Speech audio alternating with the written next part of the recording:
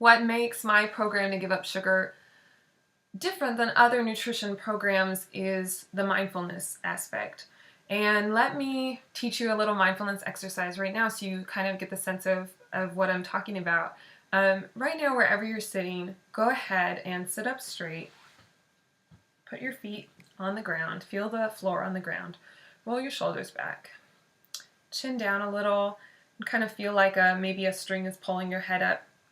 Close your eyes. Take a deep breath. What you can do is actually put one hand on your heart and one hand on your stomach and feel your chest and your stomach rise as you breathe in and out.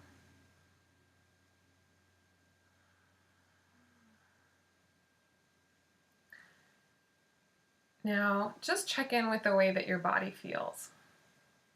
Notice if you're carrying any tension. I tend to carry tension right here, or maybe here, or maybe your low back.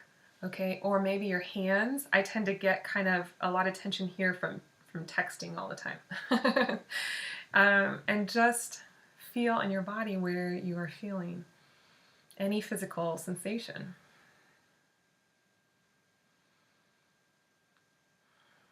Doesn't that feel good?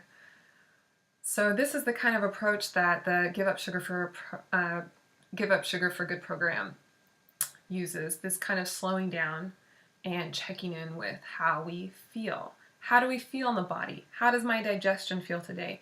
Where am I carrying tension? How am I doing? Okay? And when we slow down and we check in and we pay attention to how we feel, our health habits will naturally get better, because the more attuned we are to how we feel in our body, the better care we're going to naturally want to take care of ourselves. So, one thing would be maybe we have a habit of overeating.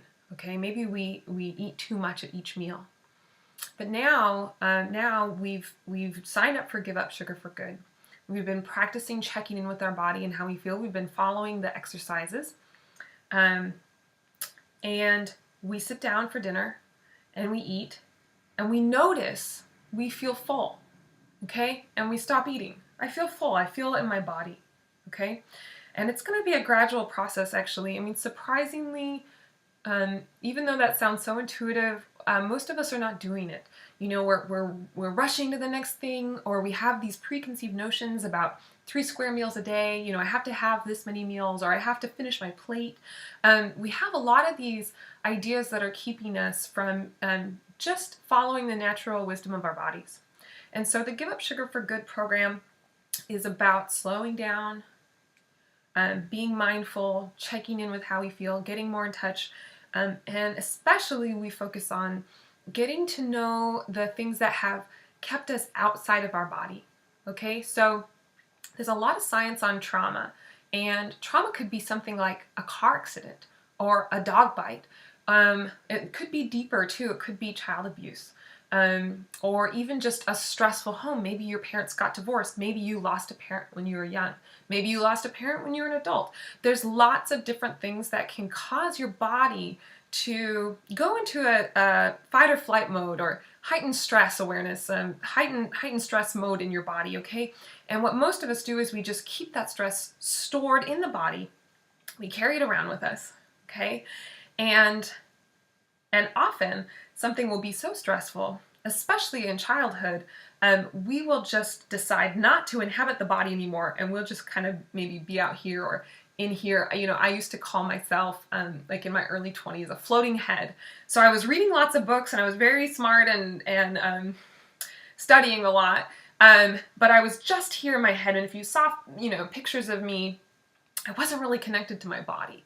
Okay, a series of painful experiences in childhood just took me right out of there. Okay, and so it was impossible for me to know if I felt full or not.